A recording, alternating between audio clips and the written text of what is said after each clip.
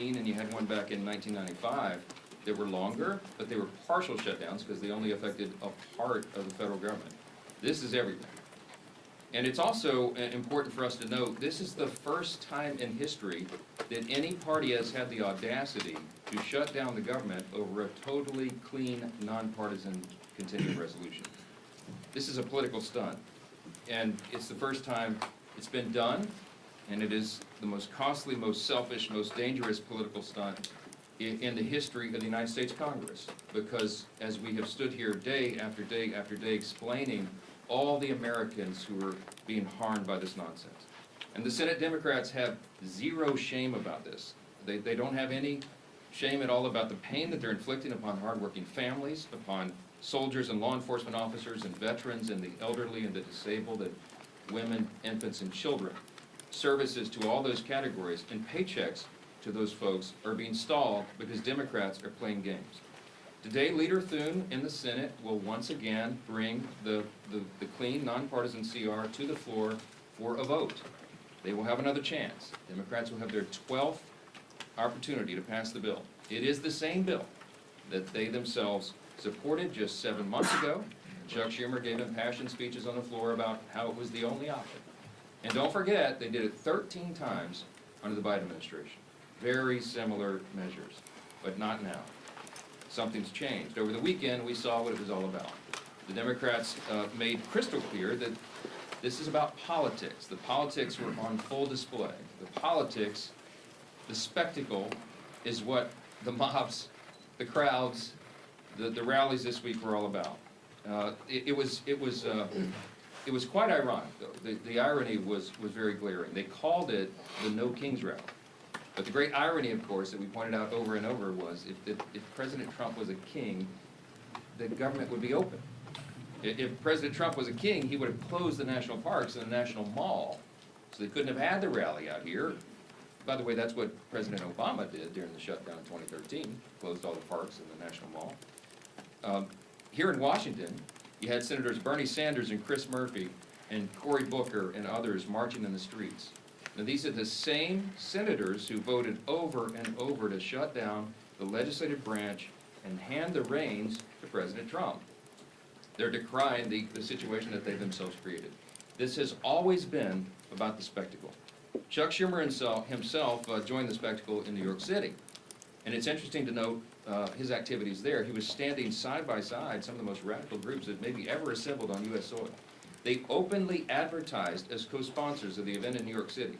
The Communist Party USA, the Democrat Socialist of America, the Freedom Socialist Party, the Young Communist League of New York, many others. Do we need any further evidence? They're not hiding this. They're out in the open. They're not shy about it. Because this is the core constituency of the modern Democratic Party. These are objective facts. Look at what's happening. Open your eyes. It is exactly why Chuck Schumer is pandering in this whole charade. We've explained from the very beginning, this shutdown is about one thing and one thing alone: Chuck Schumer's political survival. Now, I noted on Friday the lead organizer of the rallies this weekend issued an open threat to Democrats. Quote, "The cavalry is coming in on October 18th, and they're either going to be celebrating with you, or they're going to be calling for new leadership." Now that's a direct threat to Chuck Schumer, and he heard the message. So did Hakeem Jeffries in the House. And that's why neither of them were here doing their jobs. Instead, they were out in New York and California. They were catering to the same radical base that is just days away from electing an open Marxist as mayor of New York City. And now that Chuck Schumer has had his spectacle, he's had his big protest against America, this is our plea. We're asking, and I think everybody in this room and everybody watching, listening to our voices this morning should be hoping that he is finally now ready to go to work and end this shutdown and stop inflicting pain on the American people. Republicans have been working. We are ready. We've been doing this. It's been over a month now. We passed a responsible short-term solution to keep the government open while we just simply finish our work to fund the government openly and transparently, and Republicans are completely united on that front. On the other side, Democrats can't even agree amongst themselves. You've got different subgroups among them. You've got a few reasonable Democrats who know shutdowns hurt the people, and they've already voted for our bill. They want to keep the government open. Then you've got others desperate to prop up the failures of Obamacare with no reforms whatsoever to make the program more affordable. That's what we're fighting for. And you've got AOC calling for her own negotiations on live TV. And you've got Chuck Schumer and Hakeem Jeffries still unable to articulate what it is they need to reopen the government. It illustrates the point once again. This was never about a solution. It was about creating an issue. Now that Democrats have had their protest and publicity stunts, I just pray that they come to their senses and end this shutdown and reopen the government this week. Republicans are waiting. The American people are waiting. And we are ready to act. As evidence of just how united Republicans are in this fight, I've asked two of our prominent leaders in the House Republican Conference. I've got House Freedom Caucus Chairman Andy Harris. Dr. Harris is also an appropriator. And House Freedom Caucus Policy Chair Chip Roy of Texas. I'll turn it over to Dr. Harris first. Thank you very much, Mr. Speaker. Earlier this month, the House Freedom Caucus made history by hosting our first press call held with the Speaker. And today we're doing it again, standing shoulder to shoulder at a full leadership press conference as part of the united Republican front against this Democrat-led shutdown. On the Sunday morning shows yesterday, the Democrats tried once again, unconvincingly, to say that they are not to be blamed for the shutdown. But the reason that the government remains shut down is becoming crystal clear to Americans. It's because centered Democrats have chosen to pander to their radical base instead of doing their job for the American people.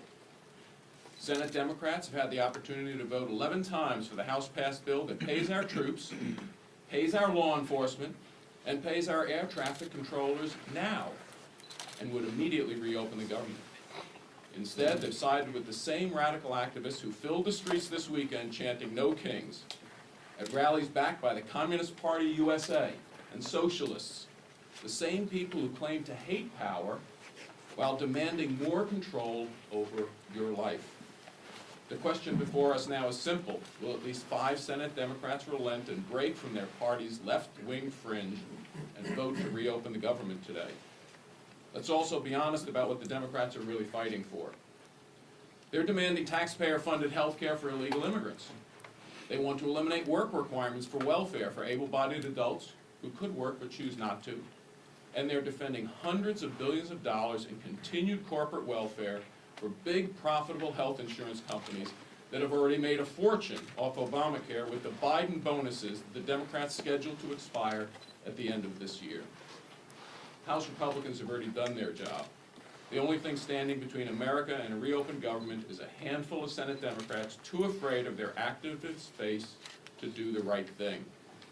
But it's time for those 5 Senate Democrats to show some courage, stand against their leadership, but with hard-working Americans, and vote to reopen the government. I want to close by thanking Speaker Johnson for his leadership in standing firm against the radical left's unreasonable demands and for standing with the American people. Thank you, and then I'll turn this over to Congressman Chip Roy. Thanks, Andy, and I want to thank the Speaker and the leadership team and the President for their leadership during these last several weeks. I'd say it's good to see you, but I mean, honestly, I'd rather be in Texas. But I'm happy to be here today with these guys. No one disputes one obvious fact. It is Democrats who have chosen not to fund government. I mean, at least establish that truth, right? It is in fact the truth. And the question is why? And you saw it on Saturday. It was basically for a political rally. Rally for cover for Chuck Schumer, who's in his own political battle in New York. That's the truth. And the irony of this is, this No Kings rally. What are we actually talking about? I mean, it wasn't President Trump, but Democrats who tried to make us take a shot or lose our job. It wasn't President Trump, but Democrats who were burning our cities to the ground in 2020 and attacking police officers. It wasn't President Trump, but it was Democrats who want to push boys into girls' locker rooms, who want to force surgeries upon children. It wasn't President Trump, but Democrats who pushed fraudulent mail-in ballots in 2020 and left the elections in question. And then when Americans dared to question that stuff, they sought to jail the American people.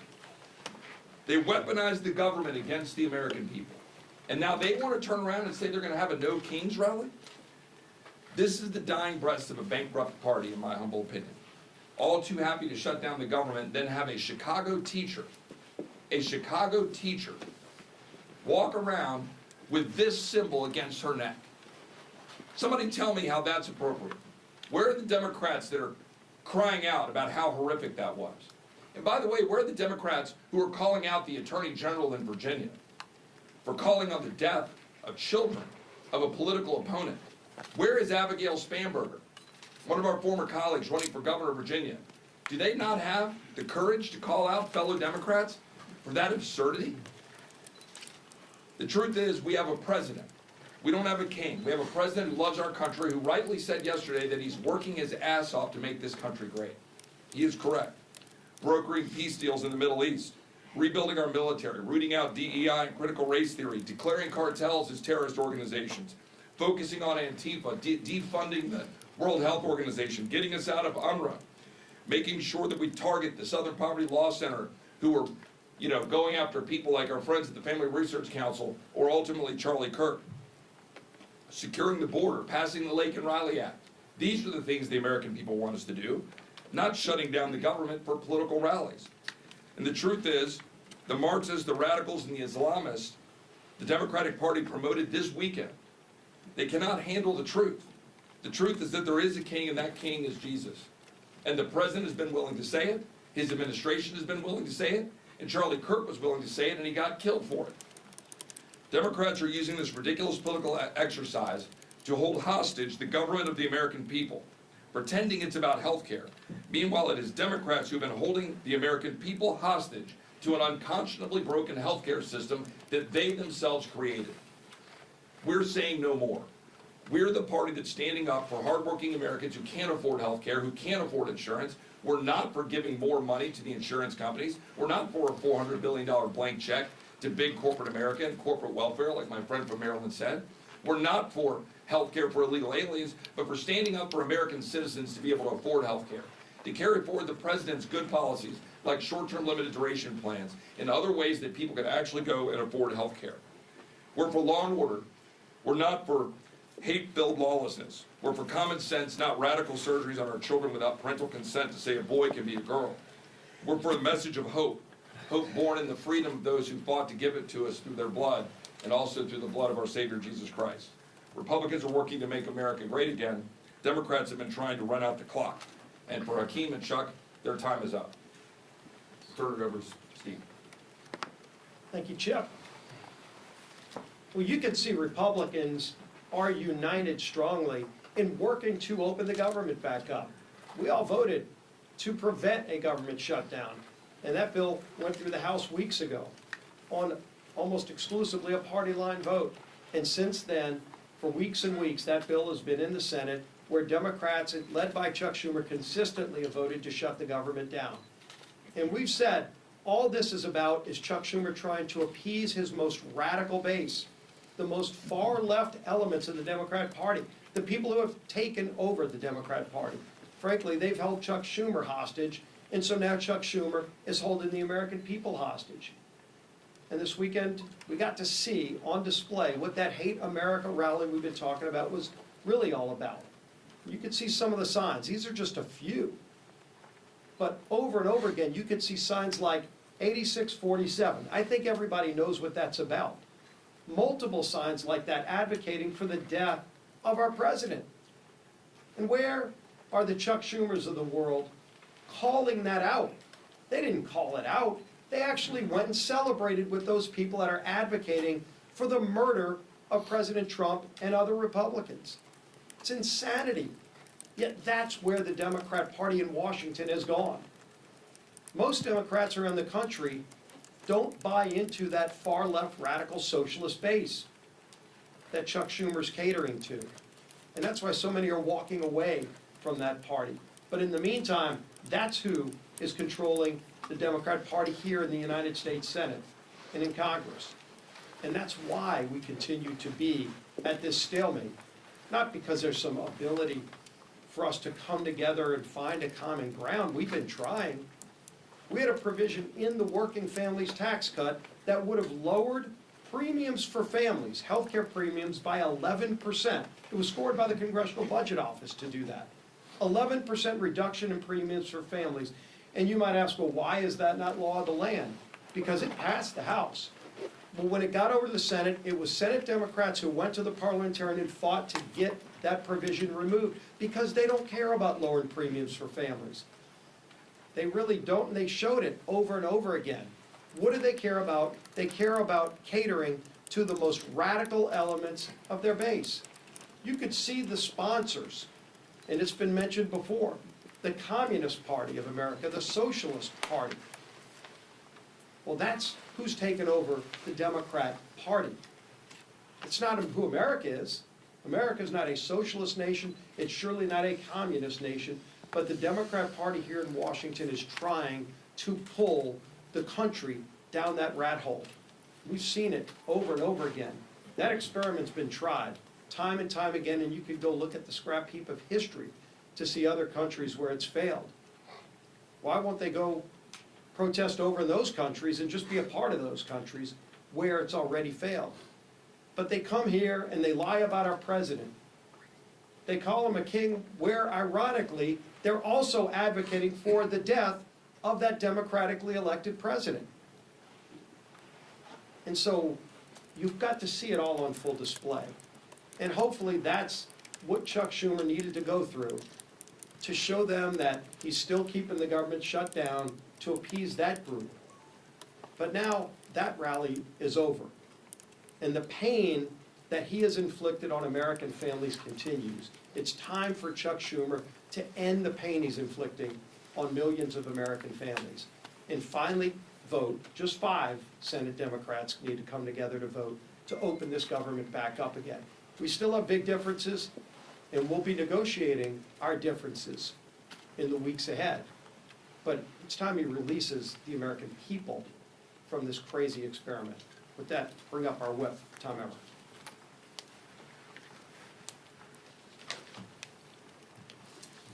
As the speaker said, we're now on day 20 of the Democrats' shutdown. For everyone tuning in, here's a quick review of everything that's happened in the last 3 weeks. Republicans did our jobs. We passed a clean, nonpartisan government funding bill that Democrats supported just 6 months ago and passed 13 times under the Biden administration. 11 times now, Democrats have refused to pass our clean CR, shutting the government down in the process and forcing Americans to pay the price.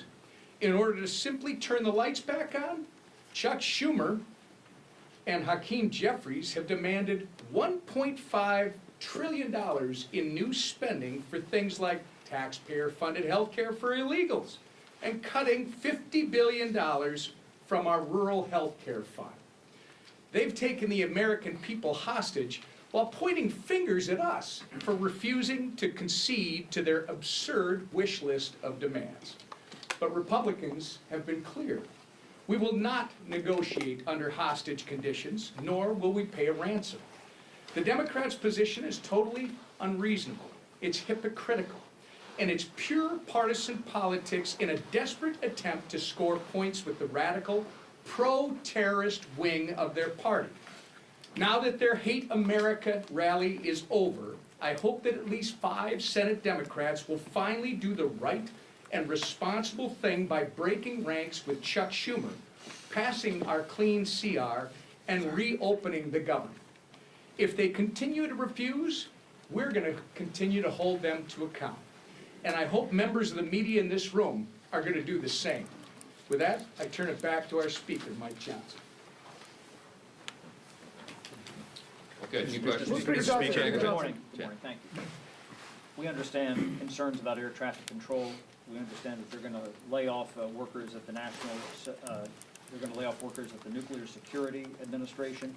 What keeps you up at night about what parts of this federal government are not operating?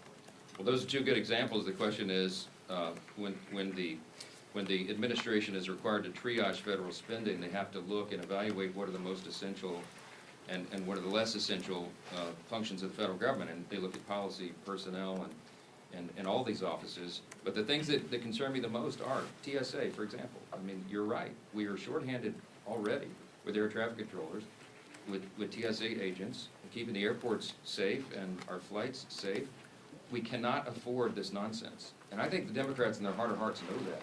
When you're talking about nuclear deterrence, Our former colleague Brandon Williams was a congressman from New York, and now he's now been confirmed, and he's one of the people in charge of nuclear deterrent. The United States is a former officer on a nuclear submarine. He brings a lot of experience to that job, and he came to sit down with me a few days ago, last week, and he said, I just want to articulate for you how serious this is in terms of national defense. And we didn't get into the classified parts there, we weren't in the skiff, but suffice it to say that every day that the government is shut down, it is a danger to the American people. We're in a nuclear arms race with adversaries right now. It can't be any more serious than this. China, Russia, Iran, North Korea, you've seen what they're up to. America is the last great superpower on the planet, but we have to maintain that status. And if we get behind on funding or personnel or any of these projects that we're involved in that are at a level that we can't talk about in here, it's very serious. So you have every function of the federal government that is being adversely affected. Of course, it's troops. We got the troops paid, thankfully, the middle of this month, because the president did heroic work. They found money within DOD that they could use on a temporary basis. But that money is going to be exhausted. You can't have the troops unpaid. You can't have Border Patrol agents unpaid. They've got to defend the country. And this is not a game. And that's why you see us so frustrated up here every day. Again, I'm going to reiterate what we said earlier. This is the first time in history that we've been in this situation. There has never been a party that shut down the entire government, or a party that shut down, over a clean CR for nothing but political partisan purposes. Their rally illustrated exactly what we've been saying for the last 20 days. It's about politics, and it's disgusting. Yes, sir. Speaker Johnson, you say that the Democrats had a Hate America rally, but what does it say that the President of the United States over the weekend released a video of him pooping on the American people? The president uses social media to make the point. You can argue he's probably the most effective person who's ever used social media for that. He is using satire to make a point. He is not calling for the murder of his political opponents, and that's what these people are doing. I mean, they're in one of these photos. I think there's a picture of the president hanging in effigy by a noose on one of these, one on the far end. I mean, it's unconscionable. Look, America is built on the idea of free speech. You have the right to protest. Of course, we jealously guard that. I mean, Chip and I are attorneys. We've defended that right in the courts. But what they're doing right now is different. They are trying to incite violence. It's not funny. You don't mock a president who has already had 2 failed assassination attempts on his life. This is not a game. And the idea that communists would be supporting this is unconscionable to us. Look, when we give tours of the House chamber, and we bring in constituents, and we point out all the historical facts and images around the building, I always start with "In God We Trust," which of course is right above the rostrum of the speaker's podium. And if you look in the visitor's guide to the House chamber, it says on page 14, when was that put there? Well, it's put there in the early 60s, 1961, as I recall. And it says in the guide that it was put there, Congress voted to put that there as a rebuke to the Cold War era Soviets. Why? Because their philosophy, that's what it says, a rebuke to their philosophy. Their philosophy was Marxism. Marxism begins with the premise that there is no God. It is antithetical to who we are as Americans. The Declaration of Independence says we're created by God and He's the one that gave us our rights. It is in God whom we trust. That is the national motto. That's what America is built on. What those people are advocating for is at its essence un-American. And when they go the next step and they call for violence on political officials in an environment that is already a heightened threat environment, it's dangerous stuff. They had the right to do it. Congratulations, they didn't burn any buildings down. That's a big achievement for the left, to have some kind of gathering where they don't have a looting and riots and burn a building down. There was, I think, some in Portland, they threw bottles and bricks and stuff at the ICE facility because that's what they do for fun now out there. But, they had a free speech event. Congratulations. But you need to look past that and look at what it is they're advocating for openly, and it's really scary stuff. Yes, Mr. Speaker, we know Senator... I was actually pointing to her. I don't think you've asked a question for. Go ahead. Yeah. Hi, Oriana with Notice. So Arizona Attorney General Chris Mays said over the weekend that she plans to file a lawsuit against you for not swearing Adelita Grijalva. Have you or your office spoken to her in the last couple of days about that, and what's your response to that? Oh, my goodness. Okay, yes, so there, yet another Democrat politician from Arizona is trying to get national publicity. So now it's the state AG who's going to sue me because Grijalva is not, Rep-elect Grijalva is not yet sworn in. Let me go through this again for you, and I have some updates. First of all, I'm following the Pelosi precedent. I was on some of the Sunday shows and was asked about this because this is all they have to talk about right now. When Julia Letlow was elected under very similar circumstances to fill the seat of her deceased husband, who passed away tragically by COVID, Nancy Pelosi, Speaker Pelosi at the time, took 25 days to administer the oath of office to her.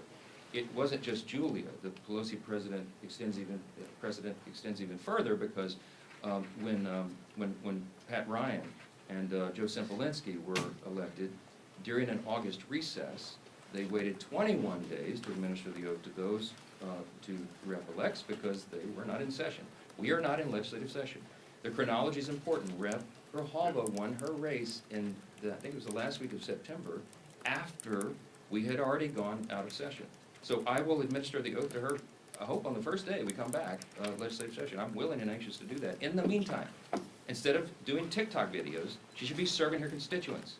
She could be taking their calls. She could be directing them, trying to help them through the crisis that the Democrats have created by shutting down the government. Oh, and by the way, I also did find out this little tidbit that should be interesting to you. When a rep-elect comes in on a special election in particular, it is up to the leaders of her party, his or her party in the House, to give them guidance and direction. One of the first things they do is reach out, what we do, is reach out, majority leader, or reaches out to the rep-elect and says, hey, welcome, congratulations, here's all the things you need to do. Here's the office of the Chief Administrative Officer of the House, and they will help you get all of your computers set up and your passwords and all the rest. That call was apparently never made by Rep. Grijalva, and I don't know if the Democrat leader's office didn't inform her of that. But I found out this morning that the person who runs that office in the Chief Administrative Office is on furlough because they voted to shut the government down. And so that person didn't reach out affirmatively, but now it's been sorted out, and I'm told they're going to her office today because she made a TikTok video saying that she couldn't use her computers. Well, she'll be able to use her computers now. Okay, she has 16 staffers. They need to be taking calls, and they need to be helping their constituents, just as Republicans are out in their districts right now, helping them navigate the chaos that is created by Democrats who are playing political games. Are we not fast approaching the point where this CR doesn't buy you time for appropriations?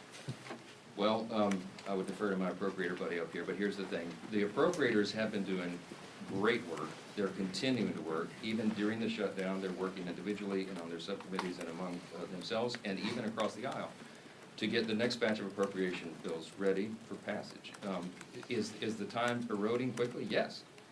Is it dangerous for them to shut the government down right now? Yes, because we have very pressing matters that we need to handle, but we can't do it when the Senate is stalling all of that, stopping it. We passed 12 separate appropriations bills through the House committee. They've done their work.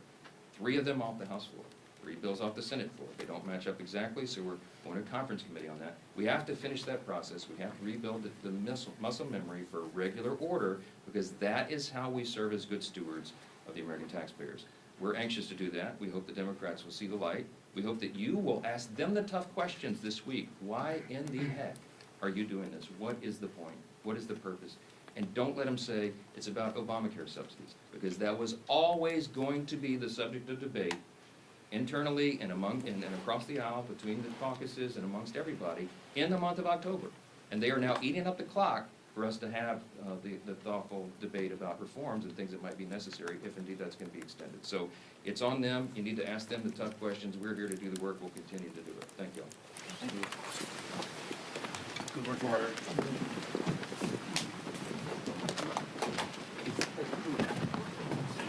Run, Boris, run. No, you did.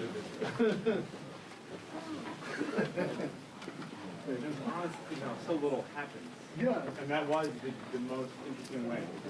Nice job on the photo. That's great, Patrick. That's high praise. Good stuff. Everybody good if we grab the posters? Everybody You good? good? Yeah. You good? Yeah, thank you. Perfect, thanks.